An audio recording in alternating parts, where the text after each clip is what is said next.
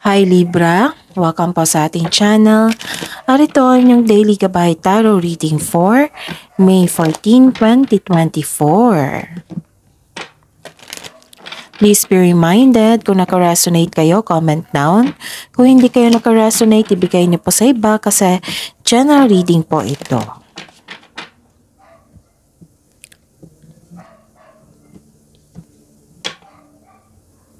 Gamitin ang reading na ito bilang gabay lamang. Please like, subscribe, and click the button for notification para updated po kayo sa daily tarot reading natin. Maraming salamat po.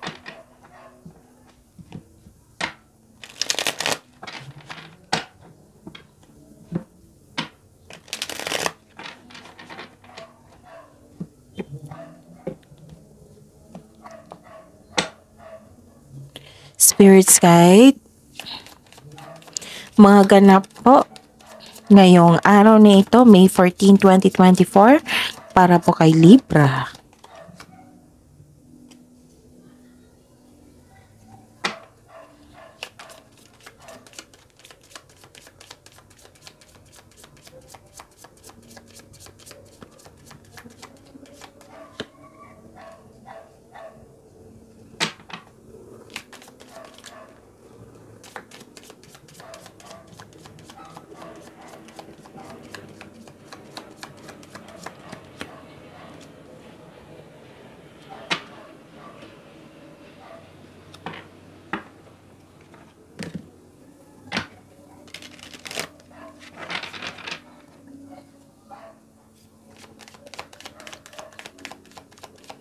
Spirits Guide, mensahe niyo po para kay Libra ngayong May 14, 2024.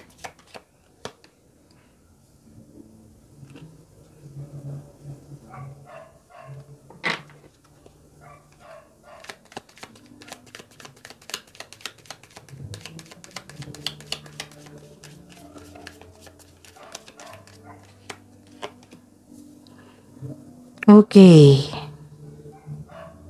Libra, ngayong May 14, 2024, may nakita ko ditong success, happiness, and joy. Nagkaroon ng good outcome sa araw ni ito. Pero mag-ingat kayo ha, kasi may nakita ko ditong medyo worried kayo or na-stress. Kasi may nakita ko ditong loss, pagnanakaw, pwedeng pagnanakaw or nawala, pwedeng damage, pwedeng pagkasira or may nag-downgrade sa iyo at nagdulot ito ng stress or anxiety. So mag-ingat po kayo sa kanya. Oo. Ingatan din yung mga mahalagang bagay kasi may nakita kong damage dito or loss or pagkawala. Okay? Pwedeng bagay, tao, opportunity, sitwasyon. Tapos may nakita kong hope and healing dito. This is blessings also. So may success pa, may blessings pa. Wow! So this is clarity, malakas sa inyong intuition, nagkaroon ng hope and healing. Marami kayong ideas na gustong gawin. Humihingi din kayo ng guidance. Tapos na-vision nyo yung mga plano nyo sa buhay. Yung goal nyo sa buhay. Yon, ang message po para sa inyo is winning. Sooner or later, luck comes to everyone. Don't spend everything at once. Yung dumating sa inyo na good outcome, kung for example pera, huwag niyo po dong spend agad. Yung spend yung lahat. Don't spend everything at once. Tapos, okay. Nagkaroon po ng transformation. Yes, magkakaroon talaga ng transformation kung nagkaroon ito na. Kasi may nagkaroon ng success and good outcome dito. So, I consider this a transformation also. Okay? Spirits guys, ano po ang energy ni Libra ngayong May 14, 2024?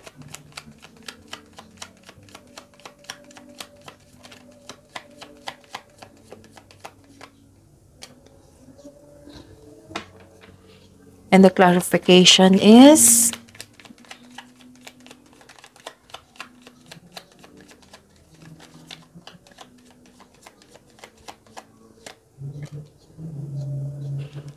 So Libra, this is your 5-day sponsored daily gabay tarot reading. So supportahan niyo po ha. May apat pa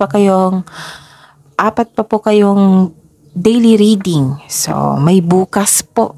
So supportahan niyo po Libra. This is sponsored reading po. So this is 5 days straight daily gabay tarot reading.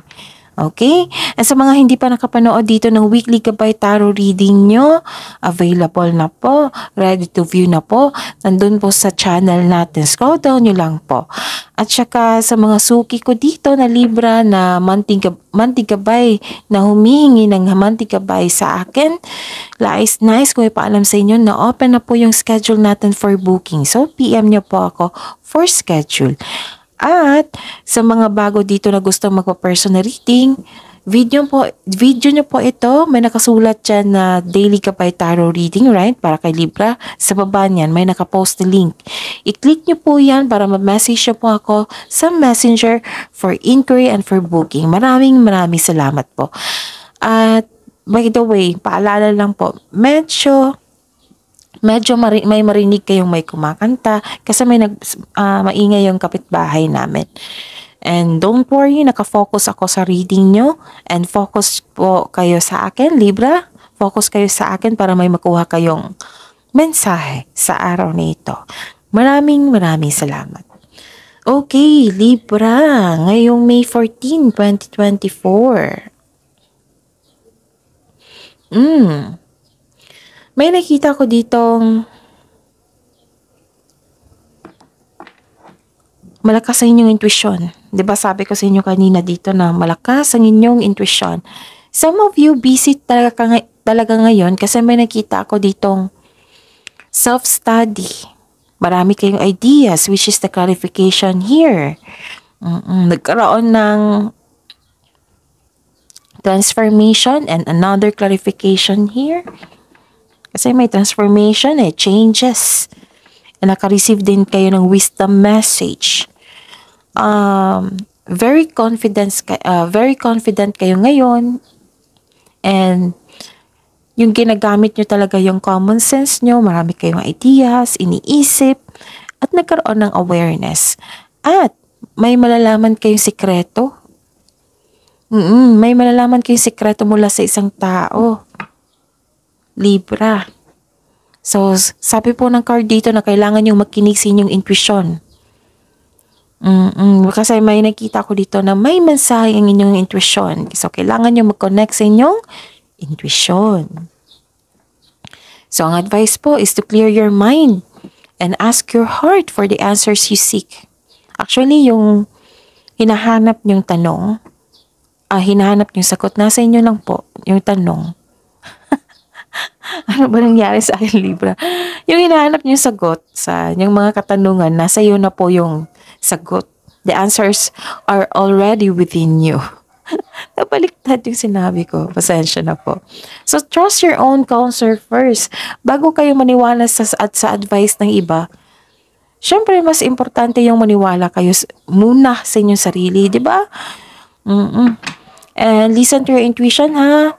Kasi may malalaman kayong sikreto. Paano mag-connect sa inyong intuition? Iba-iba po tayo ng process niyan. O mag-meditate, mag-connect sa inyong energy, sa inyong sarili. Appreciate breathing. And connect to our nature. Take a long walk. And leave a one question kung may sasagot. That is your intuition. Pwede din na mag-leave kayo ng one question. Tapos tuloy-tuloy na yung sagot sa one question nyo sa journal nyo or diary. That is your intuition. Okay? Go and connect to your divine guidance. Trust yourself and follow your intuition. Okay? Trust yourself first. Okay? Bago maniwala sa mga sabi-sabi ng iba. Yung So, trust your intuition. Trust yourself. Okay? So, Libra. Busy kayo ngayon, no? Nakikita ko. Nakikita ko dito na may paninindigan or defensiveness. May strategy, planning. So, this is the clarification sa inyong card dito, di ba? Marami kayong naisip. Marami kayong ideas, plano. May ganap na challenges o struggle, pero buong tapang mo itong harapin. Wala kasi yung confidence dito eh. At you're taking an action with courage, katapangan at kumpiyansa sa gitna ng anumang klaseng atake. May ganap din na pinagtanggol mo yung kaibigan mo o miyembro ng pamilya laban sa iba.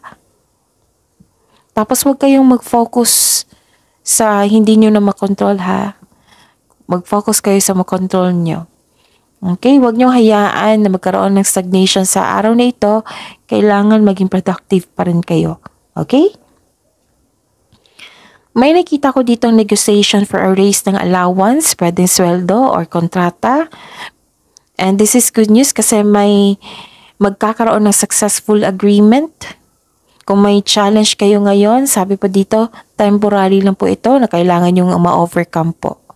Kailangan nyo pong ma-overcome itong challenges na ito, okay? Spirits guides, career and money po. Ni Libra, ngayong May 14, 2024.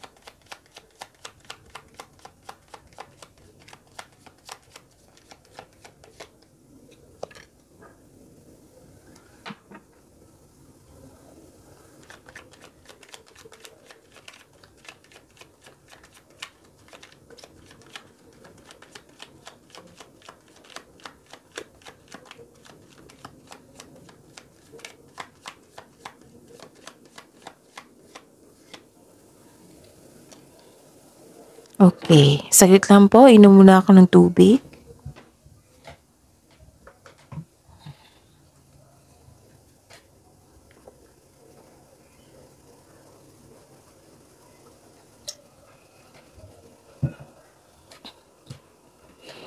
Okay.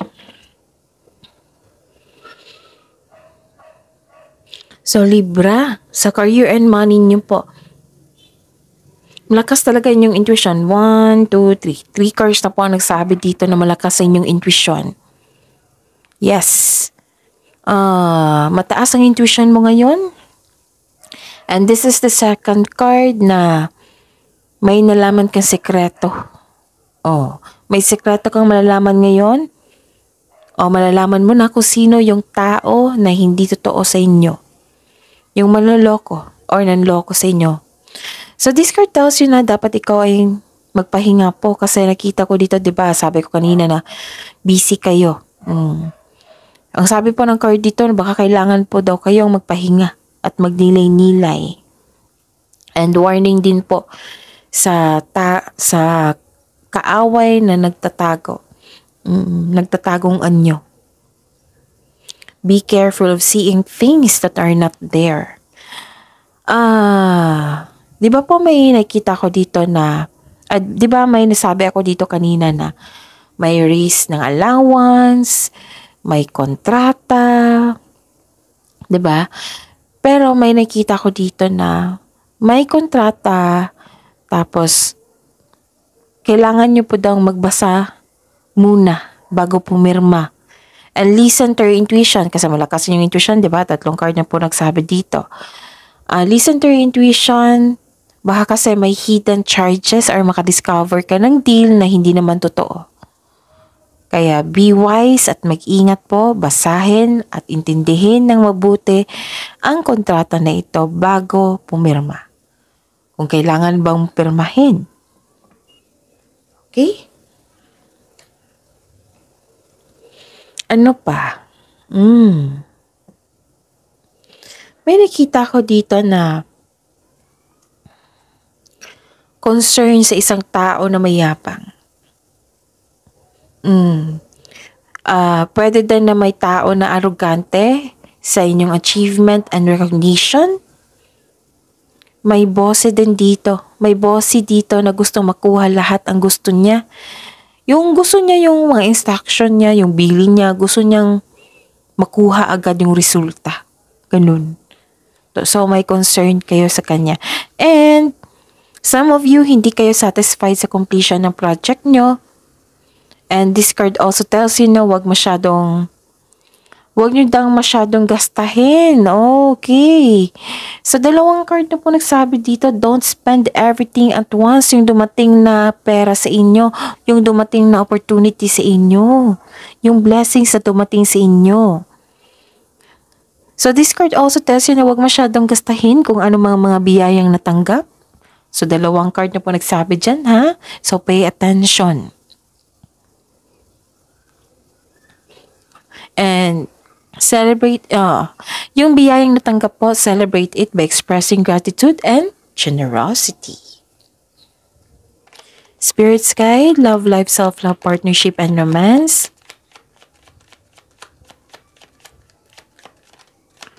Ni Libra ngayong May 14, 2024.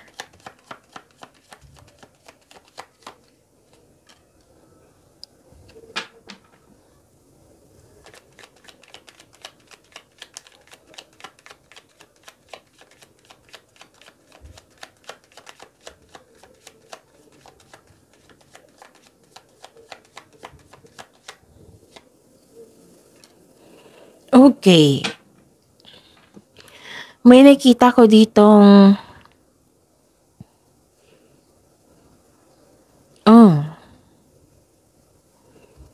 pag-aalaga. Oo. May nakita kong, I see. Kasi may celebration of motherhood, di ba? Mother's Day. So, malakas ang energy ng isang ina dito. Pag-aaruga, may inalagaan nyo yung mabuti yung sarili nyo, yung relasyon nyo. Nakikita ko dito. Okay? And, yun. Di ba may dumating sa inyo na success, abundance, pagtatapos. May nakita kong generosity dito ay nagbibigayan kayo. You have abundant in life. Sa mga relasyon dito sa buhay mag-asawa, nakita ko talaga dito na maalaga kayo sa inyong sarili at sa inyong partner. At maasahan po kayo. Tapos magtiwala po daw kayo sa long-lasting partnership. Kasi yung iba dito nagkaroon ng hesitation. Ang lakas talaga ng energy ng dito, motherhood. Tapos some of you mag-start na ng family. So, and examine okay.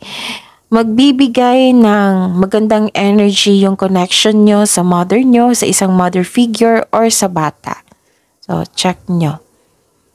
Tapos, nag-take time din kayo sa inyong nature. Naglilinis kayo ng bahay. Nakita ko dito. So, ayun. And please be reminded, Libra, kung may naulit na namang card na lumabas, meaning to say some of you, kasi general reading to ha, some of you hindi binigyan ng action or attention na kailangan yung bigyan ng action para magkaroon ng transformation. Or some of you naulit ditong lumabas kasi hindi kayo nag-connect sa inyong intuition, ayaw nyo mag-connect. So, ginamit nila yung cards nyo para malating yung ma-receive nyo yung message at bigyan nyo ng attention. Yan yung ibig sabihin yan. Okay? So, tandaan nyo yan, ha? Okay.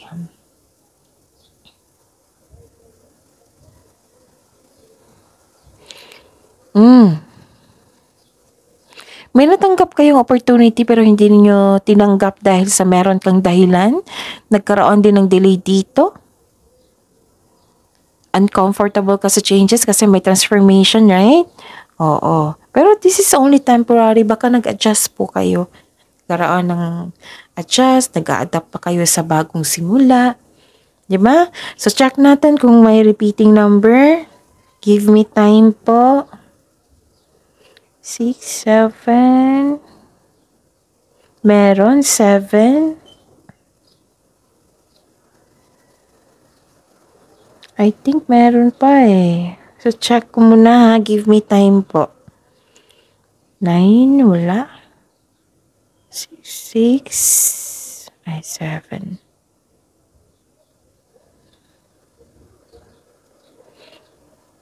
I think isa lang, okay? This is awakening in malakasin yung intuition, oh, see? Ilang beses na lumabas dito.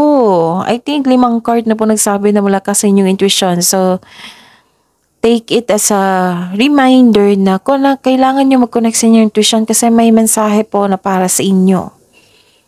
Okay? And may dapat kayong malaman kasi may nakita ko ditong illusion or manluloko na hindi totoo sa inyo. So, the number 7 has a spiritual meaning of inner wisdom. Malakasin yung intuition, nagkaroon ng awakening, and divine guidance. Nagkaroon ng development. Okay? And it is a sign that you are on the right path for your spiritual growth. Ang ganda. So, seeing the number 77, kung may nakita kayo sa panaginip nyo dyan, na yung biglaan lang, 77. So, seeing the number 77 repeatedly is a sign from the universe and your guardian angels na in-encourage kayo to continue seeking spiritual growth and enlightenment. Okay? So, that is your reading, Libra, for today, May 14. Abangan nyo po yung 4 days nyo, ha? Remaining, tuloy-tuloy yon. So, supportahan nyo po, Libra. Please like, subscribe, and click bell button for notification para updated po kayo sa daily tarot reading natin. Maraming salamat po.